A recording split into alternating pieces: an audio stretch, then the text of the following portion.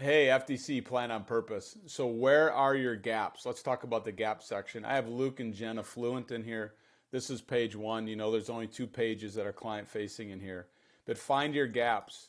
I just want to review this with you and how we use it. What's kind of some best practices when you use this? So at the very top, we have goals. What are the short, intermediate, long-term goals? When you first meet with that client, these are going to be blank.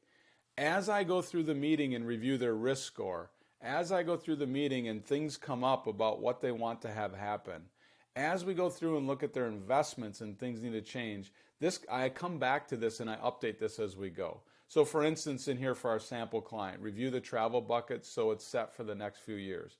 Look in November for a Roth conversion and input with the CPA. Need 50K for a new vehicle in the new future. You know, what are the things short term, next 12 months, next 3 years, and 3+ years?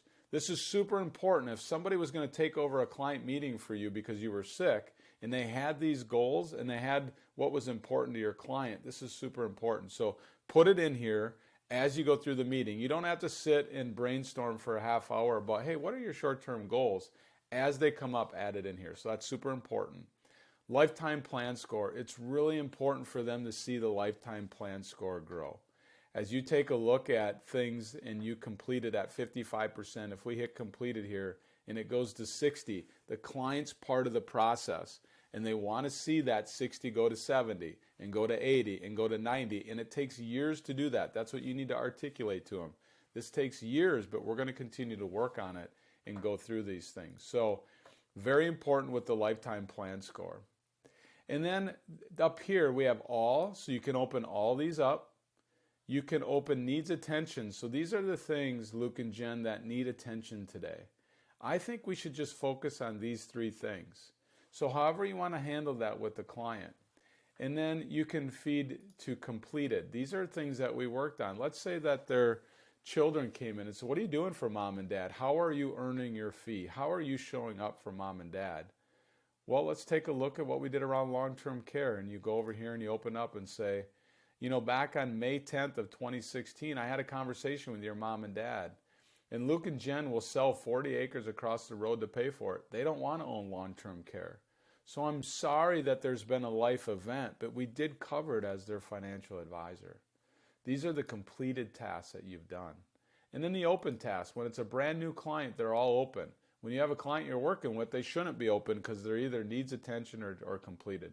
So you can toggle back and forth with these. And then lastly down here, you can print the page. And if you print the page, it's going to pull this up. And it's a PDF. And all the things that you answered are here. And you can go ahead and have a conversation with them. You can send it to them.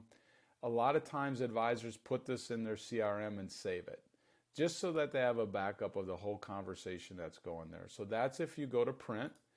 If you're hooked to Redtail, and there'll be future integrations coming, if you send this to Redtail, what happens is it pops up a note. Luke and Jen are connected in Redtail. You can create a note, and this will say, hey, it happened, or it didn't happen, like you didn't have the email address correctly. You go into the CRM, I'm under Luke and Jen. If I refresh this CRM and I go to latest notes, here it is. It just got updated today at 10:04. If I click on the notes, this is everything that's happened. This is it, guys.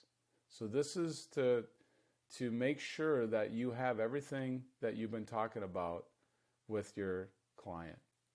So I hope this helps you today. I hope that taking you through this and how to use it, kind of best practices, I hope it helps you, and make sure that you have a great day.